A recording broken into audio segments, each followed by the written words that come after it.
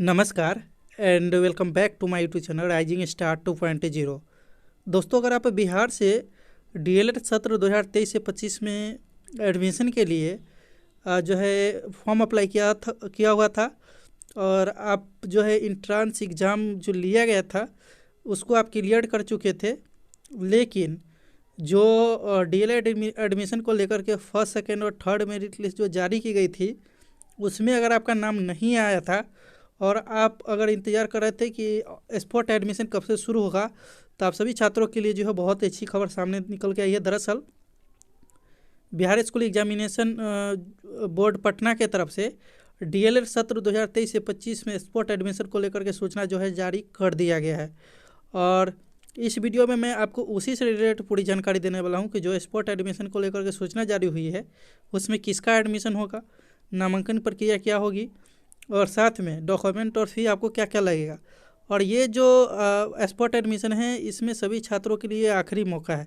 अगर आप इसमें एडमिशन नहीं लेते हैं तो बहुत ही कम चांसेज है कि सेकेंड स्पॉट एडमिशन शुरू होगा। ठीक है, तो सारी बातों को अच्छे से समझिए और अगर किसी तरह के कोई प्रॉब्लम होता है तो कमेंट करके जो है पूछ सकते हैं। और दूसरी बात ये कि आप कोशिश कीजिए कि अगर आपका इसमें अगर एडमिशन हो जाएगा तो आप एडमिशन करा ही लें, क्योंकि अब जो है स्पॉट एडमिशन की प्रक्रिया शुरू नहीं की जाएगी। ठीक है, तो चलिए मैं स्टार्ट करते हैं और आपको सारी बात जो है बताते हैं। वीडियो को लास्ट तक जरूर देखिएगा और आगे की जानकारी के लिए हमारे चैनल को जरूर सब्सक्राइब कर लीजिएगा। दोस्तों, अगर आप इस सूचना को डाउनलोड करना चाहते हैं तो हमारा टेलीग्राम चैनल ज्वाइन कर लीजिए। वीडियो के डिस्क्रिप्शन बॉक्स में उसका लिंक मिल जाएगा, वहाँ से डाउनलोड कीजिए और पूरा आप पढ़ सकते हैं। फिलहाल मैं तो पूरा इस वीडियो में बताऊँगा ही, इसके लिए आप जो है अंतिम तक बने रहें।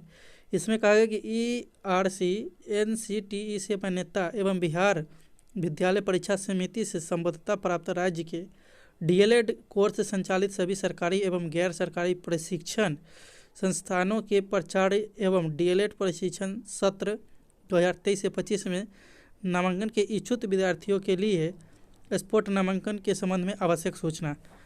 इसमें अगर आप देखेंगे तो सबसे पहले कहा गया है कि एतद द्वारा सूचित किया जाता है कि राज्य के डीएलएड कोर्स संचालित परीक्षण संस्थानों में शैक्षणिक सत्र 2023 से 25 में नामांकन हेतु आयोजित संयुक्त प्रवेश परीक्षा 2023 के आधार पर परीक्षा समिति से प्रसारित विज्ञापित संख्या PR 387/2023 के माध्यम से ऑनलाइन आवेदन प्राप्त कर अन्य विज्ञापित के माध्यम से 3 चरणों में चयन सूची प्रकाशित कर दिनांक 15/12/2023 तक नामांकन की कार्रवाई की गई। आपको भी पता है कि 3 मेरिट लिस्ट के आधार पर नामांकन हुआ था, जिसका लास्ट डेट जो है यानी कि 15 तक था। इसके बाद क्या है कि समिति के विज्ञापित संख्या PR 443/2023 के माध्यम से प्रदत्त निर्देश के अनुरूप संस्थानों द्वारा दिनांक 15/12/2023 तक तृतीय चयन में हुए नामांकन का अपडेशन समिति के पोर्टल पर दिनांक 16/12/2023 तक किए जाना है। अब अगर आप देखेंगे तो सेकेंड नंबर में जो है कहा गया कि समिति द्वारा 3 चरणों में संस्थान आवंटन एवं संस्थानों द्वारा नामांकन की कार्रवाई के पश्चात कतिपय कारणों से अभी संस्थानों में सीट रिक्त है, अभी भी सीट रिक्त है। इसके अतिरिक्त प्रथम द्वितीय में चयनित कतिपय अभ्यर्थी ऐसे हैं जिनके द्वारा अपने आवंटित संस्थान में मात्र 3000 रुपये की सुरक्षा राशि जमा की गई थी और जिन्होंने विज्ञापित के माध्यम से संसूचित समिति के निर्देशों के बावजूद अंतिम निर्धारित तिथि अर्थात दिनांक 15/12/2023 तक अपने नामांकित संस्थान में वहां के प्रथम वर्ष के शुल्क का शेष राशि जमा नहीं किया था। स्पष्ट ऐसे अभ्यर्थी अपने नामांकित संस्थान में अध्ययन के इच्छुक नहीं है और जिन सीटों के विरुद्ध उनका नामांकन हो वह सीट रिक्त रह जाने की आशंका है। यह स्थिति वांछनीय नहीं है। अतः जिन आवेदक के द्वारा अपने नामांकित संस्थान में प्रथम वर्ष के निर्धारित शुल्क की शेष राशि जमा नहीं की गई है, संस्थान उन आवेदकों का आवंटन नामांकन निरस्त किए जाने हेतु स्वतंत्र है। संस्थान द्वारा यह कार्य अपडेशन हेतु निर्धारित तिथि अर्थात 16/12/2023 तक किया जा सकता है। इसके लिए समिति द्वारा सभी प्रशिक्षण संस्थान उनके लॉगिन या सुविधा करा दी गई है। तीसरे नंबर में अगर देखेंगे तो कहा गया कि अभ्यर्थी के हित में अध्ययन नामांकन उपरांत रिक्त रह गए सीटों पर जो है स्पॉट नामांकन की कार्रवाई की जानी है, जिसकी पात्रता प्रक्रिया एवं कार्यक्रम अग्रतर कंडिकाओं में उल्लेखित है। सबसे पहले आप समझिए, स्पॉट नामांकन हेतु संस्थावार रिक्तों की विवरणी पोर्टल पर अपलोड है, यानी कि देख सकते हैं कि कितनी सीटें अभी खाली है। दूसरी चीज़, स्पोर्ट नामांकन हेतु डीएलएड संयुक्त प्रवेश परीक्षा 2023 में उत्तीर्ण एवं विज्ञापित संख्या पीआरए में वार्णिता योग पात्रता धारण करने वाले निम्न श्रेणी के अभ्यर्थी पात्र होंगे। यानी कि आप जो है इस परीक्षा को पास किए होइएगा तभी। सबसे पहले तो यहाँ पे कहा गया है कि वैसे अभ्यर्थी जिनके द्वारा कॉमन एप्लीकेशन फॉर्म एवं ऑनलाइन शुल्क जमा किया गया था किंतु उनका किसी चरण में चयन नहीं हुआ था, यानी कि आपका किसी लिस्ट में नाम नहीं आया था, तो आप इसके लिए एलिजिबल है। इसके बाद है कि वैसे अभ्यर्थी जिन्हें प्रथम चयन सूची द्वितीय या तृतीय में आवंटित संस्थान में नामांकन नहीं लिया अथवा जिन्होंने 3000 रुपये की सुरक्षा राशि जमा कर नामांकन लिया था किंतु संस्थान के प्रथम वर्ष की शेष राशि जमा नहीं किए जाने के कारण उनका जो है नामांकन निरस्त किया गया है। ठीक है, कि अगर आप जो है किसी लिस्ट में आपका नाम आया था, आपने एडमिशन ले लिए थे 3000 रुपया लगा कर, लेकिन शेष राशि अगर आप जमा नहीं किए थे तो आपका जो है नामांकन निरस्त किया गया है। ठीक है, इसके बाद आगे कि जारी की गई प्रथम द्वितीय एवं तृतीय चयन सूची के आलोक में किसी भी संस्थान में नामांकित कोई भी अभ्यर्थी स्पॉट नामांकन की प्रक्रिया में भाग लेने हेतु पात्र नहीं है। देखिए, अगर आपका किसी भी लिस्ट में अगर आपका नाम आया था तो अब जो है आप इसके लिए एलिजिबल नहीं है। इसके बाद छठा नंबर में क्या है कि निर्देशक शोध एवं प्रशिक्षण शिक्षा बिहार पटना के 127 दिनांक 12/1/2023 के तृतीय चरण के समाप्ति के बाद विज्ञान विषय अथवा कला वाणिज्य विषय में स्थान शेष रह जाने पर जिस विषय में अभ्यर्थी शेष है उस विषय के अभ्यर्थियों का नामांकन रिक्त सीटों के विरुद्ध लिया जा सकता है। तब डीएलएड कोर्स संचालित संस्थानों को स्वीकृति के 50% संस्थान विज्ञान एवं 50% कला वाणिज्य के अभ्यर्थियों के लिए आरक्षित हेतु प्रधान के नामांकन हेतु शिथिलता किया गया स्पोर्ट वाणिज्य। अगर नेक्स्ट देखेंगे तो यहाँ पे काफ़ी ज़्यादा लंबा है, लेकिन मैं कोशिश करता हूँ कि आपको बता ही दूँ। 7वें नंबर पे देखेंगे तो कहा कि उपयुक्त श्रेणी के पात्र अभ्यर्थियों के ऑन स्पॉट नामांकन प्रक्रिया में निम्नत है। देखिए, आपको क्या क्या चीज़ें पहले समझने की ज़रूरत है। सबसे पहले तो इच्छुक अभ्यर्थी सर्वप्रथम समिति के पोर्टल पर जाकर संस्थावार जो है रिक्त सीटों देख लेंगे। अब सीट देख लेंगे, मैंने बताया है इसे पिछले वीडियो में।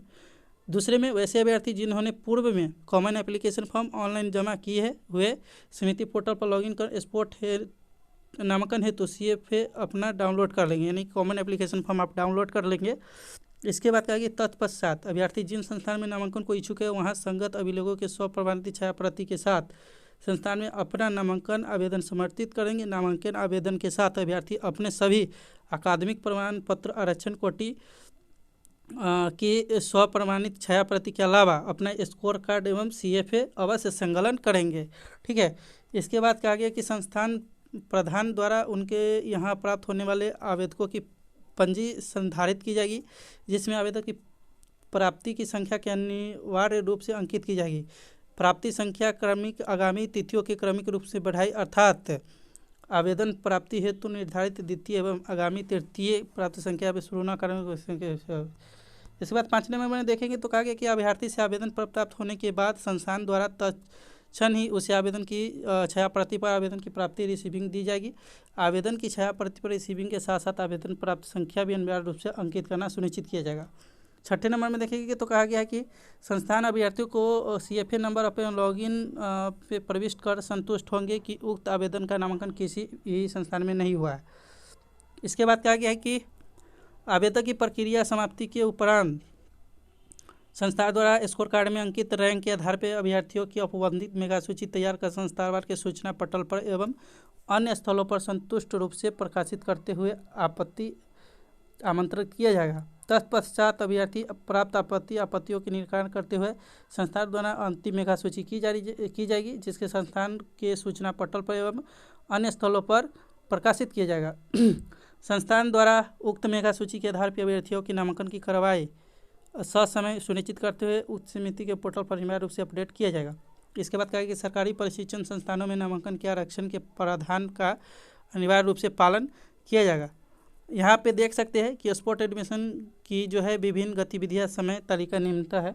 सबसे पहले हमें कहा गया है कि तृतीय चरण समाप्ति के पश्चात संस्थावार रिक्त सीटों की विवरणी अपलोड की तिथि, यानी कि 18 तारीख को आप जा करके जो है देख सकते हैं कि किस कॉलेज में कितनी सीटें खाली है, जो कि कल अभ्यर्थी द्वारा संस्थान में आवेदन करने की तिथि आप देख लेंगे कि किस कॉलेज में कितनी सीटें खाली है और उसके अकॉर्डिंग आप जो है 18 से जाकर के इस तक अपना आवेदन जमा कर सकते हैं, सारा डॉक्यूमेंट लेकर के।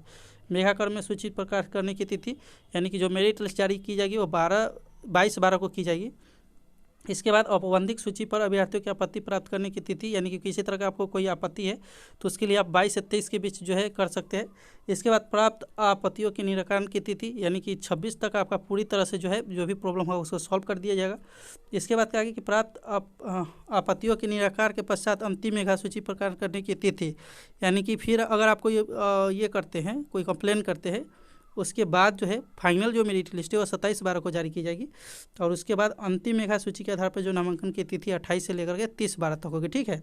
और नामांकन के पश्चात समिति के पोर्टल पर अध्ययन करने की तिथि 31/12/2023 तक। तो सारे डेट यहाँ पे मेंशन किए गए हैं। अगर फिर भी अगर आपको किसी तरह की कोई क्वेश्चन है, फिर से मैं आपको एक शॉर्ट में बता देता हूँ कि जो लिस्ट जारी की जाएगी जो है इसमें उसी का एडमिशन होगा जिसका फर्स्ट, सेकेंड और थर्ड मेरिट लिस्ट में नाम नहीं आया था, ठीक है। तो फाइनल तो ये हो गई।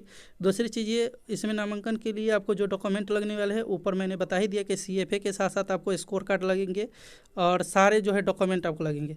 और जो पोर्टल पे खाली सीट अपलोड की जाएगी वो कल की जाएगी।